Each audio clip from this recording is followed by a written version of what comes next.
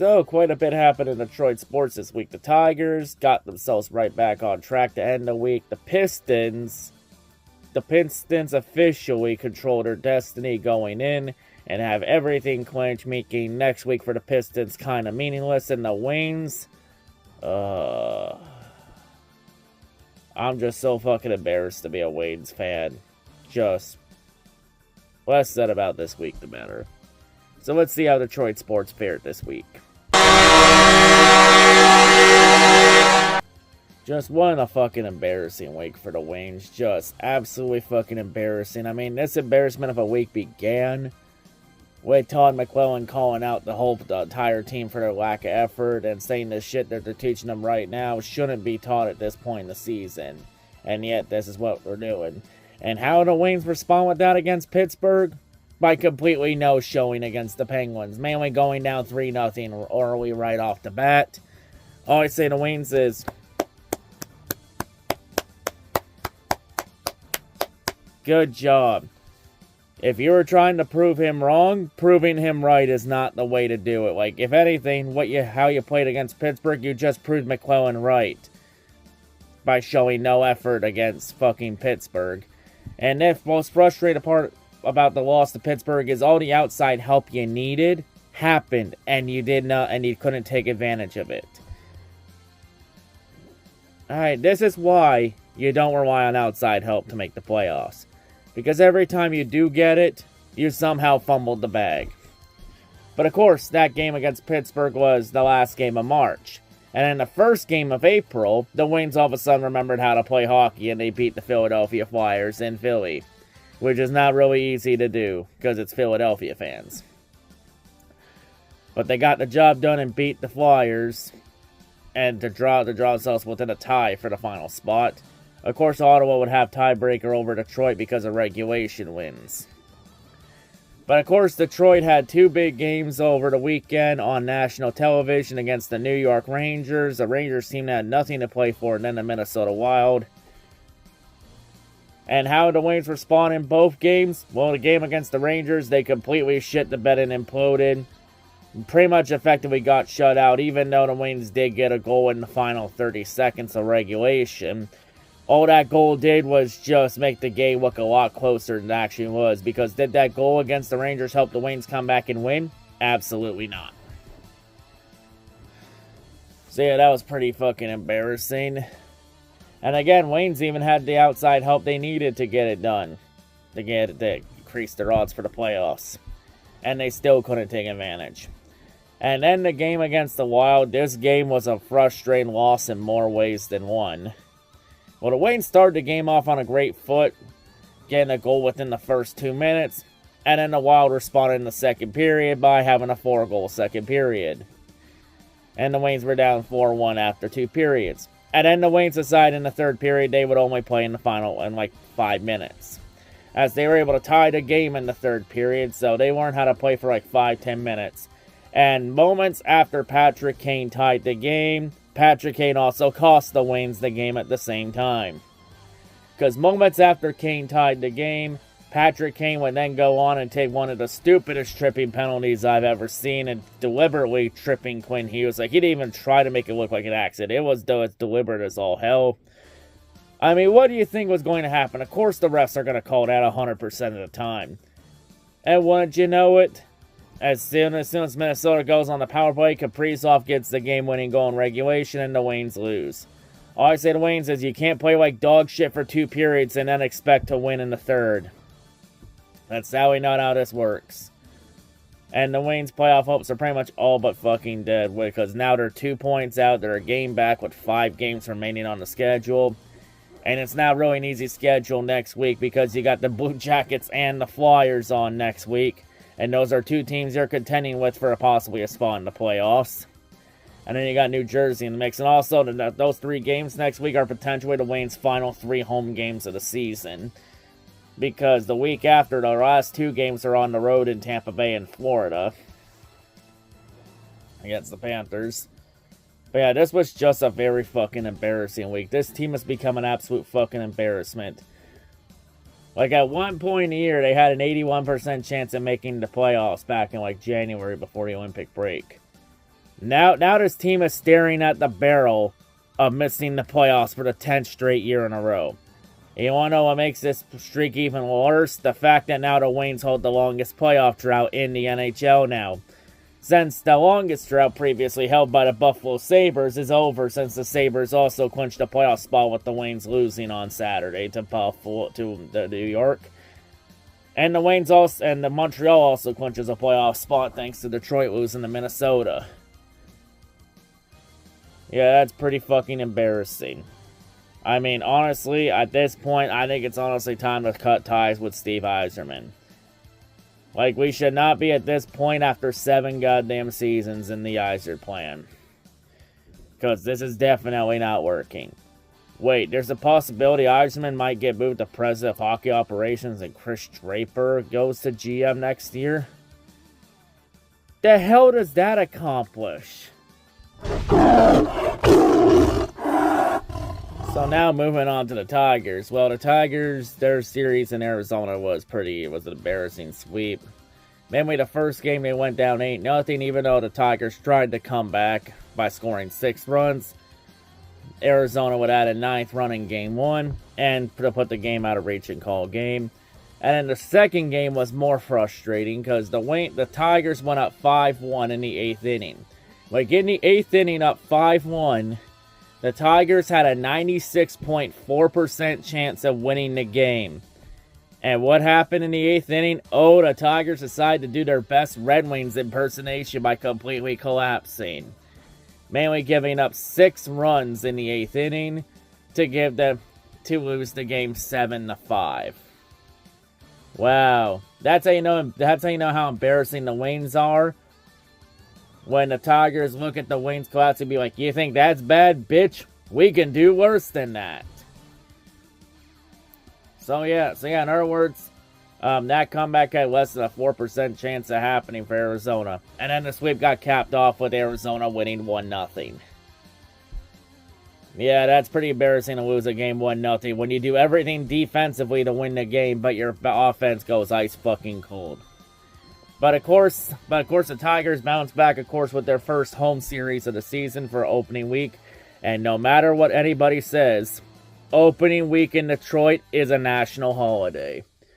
And Detroit stayed true to it as they took care of business against St. Louis in game 1, shutting them out 4-0 to cap off the home opener, a successful home opener with a very great crowd and turnout. And in game 2, in a pretty high-scoring game, the Tigers were able to outlast the Bats of St. Louis.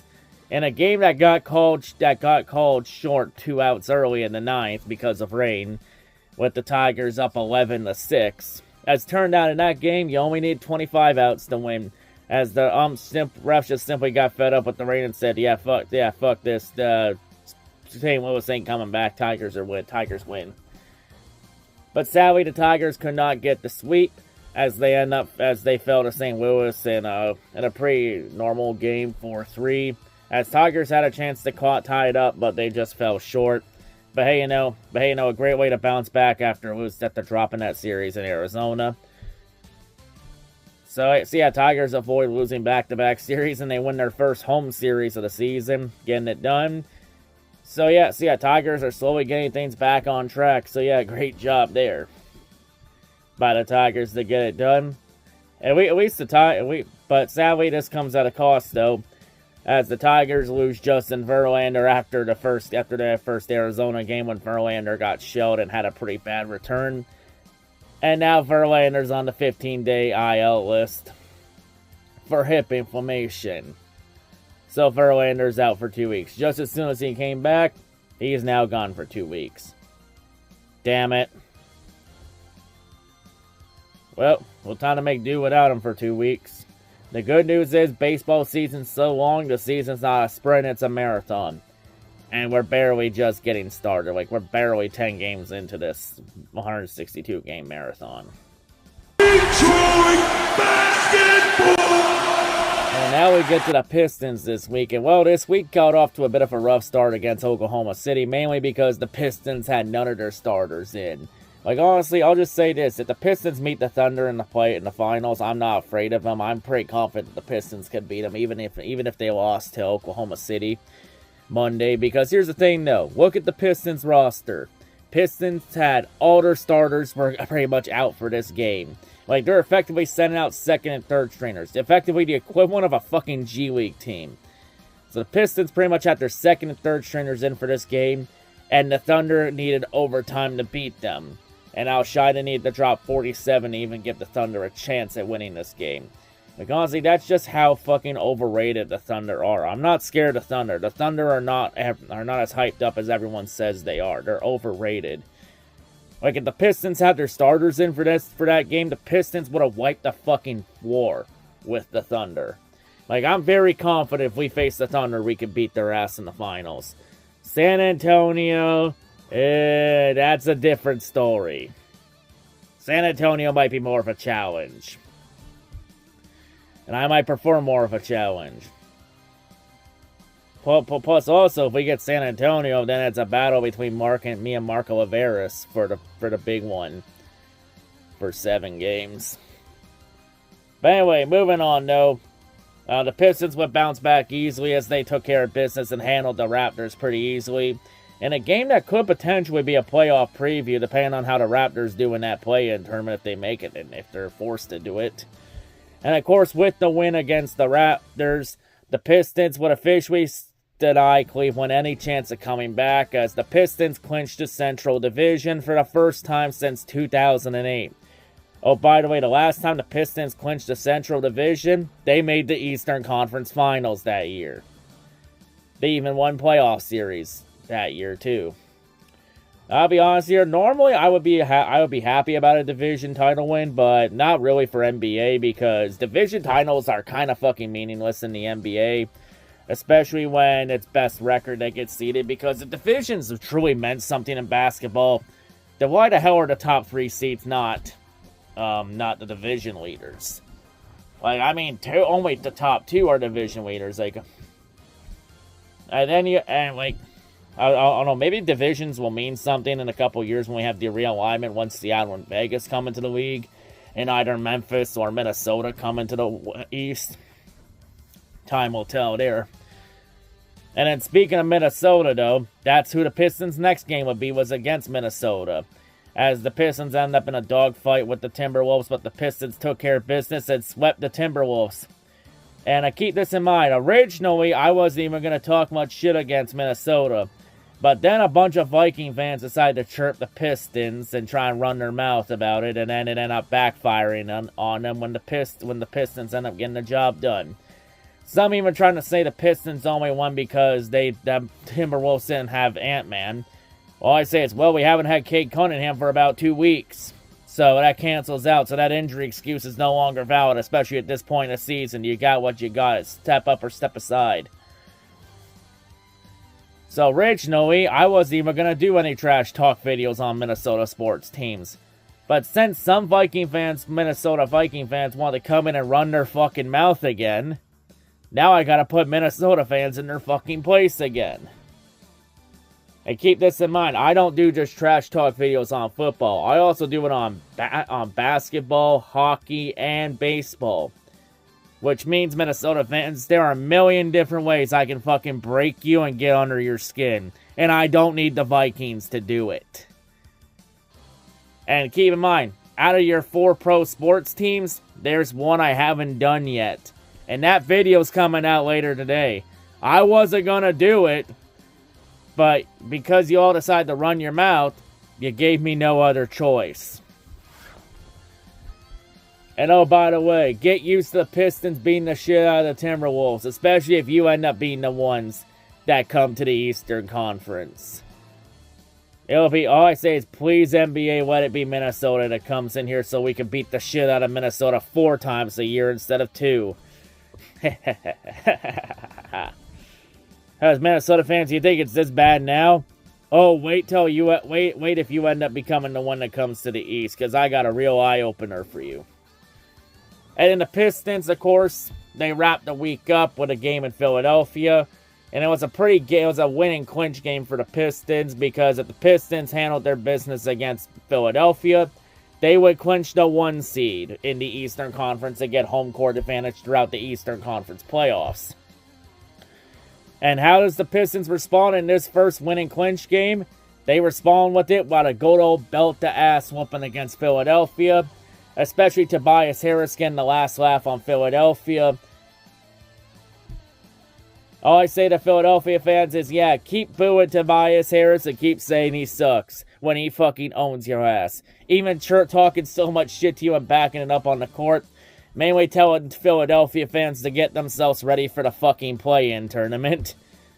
Oh my god, he beat Philadelphia fans at their own game. That's hilarious. And not only that, Philadelphia loses Detroit now this week in 2 different sports. Since Philadelphia, the Flyers also lost to the Wings earlier this week. But yeah, Tobias Harris keeps dunking him. All I say to Philadelphia fans is, yeah, keep booing Tobias. That's totally working for you. And just imagine if it ends up being Pistons and 70s in Philadelphia in the first round. Ooh, that could get really spicy. But of course, the Pistons, they handled the job. They hammered the 76ers, getting the job done. And even though the Pistons don't have Cade Cunningham for at least another week after he was reevaluated and he's going to be out for another week, the Pistons didn't need him to get the job done. And of course, with the win against Philadelphia, they don't have to worry about anything the last 4 games. Because with the win, the Pistons officially clinched the 1 seed in the Eastern Conference for the first time since 2007. So Pistons officially... So I say is the road to the 2026 NBA Finals will officially go through Detroit. So yeah, Detroit is the 1 seed and they get home court advantage throughout the Eastern Conference playoffs. They wouldn't get it for the finals. They're too far behind Oklahoma City and San Antonio to possibly get. They might have a chance at possibly San Antonio if they get a couple wins next week and San Antonio shits the bed next week. I highly doubt it though. But yeah, the Pistons get it done. They get the 1 seed, which 4 games early, which makes next week kind of meaningless. All I say is now with this, the Pistons might as well just rest Cade Cunningham until the playoffs, because with Cade out, Cade wouldn't be eligible to return until the final 2 games of the year. And honestly, there's really no point in that. I mean, there would have been more sense to it if the Pistons didn't have the 1 seed locked up, but with the 1 seed already locked up, next week for the Pistons doesn't really matter to them, since they got everything locked up. So it's honestly just a game to rest and just treat the last 4 games as a test and tune-up session for the playoffs. And maybe throw some of your second and third stringers in and see what you got with them. Rest some starters too. But yeah, I know some fans may complain saying, oh, this is why we shouldn't have the 1 seed locked up. This or I say, well, Boston had 82 games. They didn't take advantage of it. Detroit did take advantage of their time. Boston didn't. Same deal with the Knicks. But yeah, Pistons get it done. The 1 seed secured. So yeah, and of course, we'll celebrate for now. But of course, as we all know, job's not done yet. But in terms of who the Pistons could get in the first round, well, they're going to have to wait we're going to have to wait for that whole play-in tournament to play out first. Since we won't know the Pistons' opponent until the entire play-in tournament plays out. I mean, there is a possibility we could get Toronto in the first round. I mean, Toronto, they're looking at either facing Detroit in the first round or possibly facing Boston in the first round. I'll tell you right now, based on how many Toronto fans I grow up around, I'll tell you right now, Toronto definitely doesn't want Boston. I know a lot of people want Boston. Toronto definitely don't want Boston because of how much PTSD Toronto fans get from the Bruins kicking the shit out of the Leafs so many times. And also that one time Boston ripped Toronto's heart out in the COVID bubble in 2020. But yeah. But I mean, it'll be pretty interesting to see how it plays out. I mean, I honestly, out of everybody in the play-in tournament that I would want as the round 1 opponent, I would honestly want the Charlotte Hornets as my round 1 opponent. Not only because I think it's an easy matchup for Detroit, but because me and There Goes Moby have some unfinished business to take care of. And I say, I got a couple things to take care of with the draft and all that. But after that, Moby, if you get the Pistons in round 1, you're all mine for 7 games. And by the way, There Goes Moby, I'm still waiting on that Charlotte Hornets YouTube channel you promised everybody 4 years ago if the Lions drafted Aiden Hutchinson. I'm waiting. But yeah, successful week for the Pistons. They secured all the bags. And now we wait. But yeah, even though next week doesn't really mean anything, I'm probably going to make the Pistons the spotlight for it next week, because why the fuck not? I mean, the other option would have been the Tigers, but let's be honest, the Tigers are going to get solo recaps and get the main focus on this channel from after next week. After next week, the week after, all the way until September when football season begins. So I say, Tiger fans, don't worry too much. You're going to get your spotlight. You just may have to wait a little bit longer. But yeah, Pistons secured the bag, 1 seed secured. And oh, by the way, last time Pistons had the 1 seed in the playoffs, they made it all the way to the Eastern Conference Finals that year. So yeah. And also, what a great turnaround in 2 years. In 2 years, the Pistons go from worst in the league and losing 28 straight games at one point to now being the 1 seed in the Eastern Conference. Like I say, anybody that keeps downing us doesn't fucking know us, especially when the team they keep downing is all fucking dog, baby. See you all next week. I'm out. And of course, go Detroit basketball.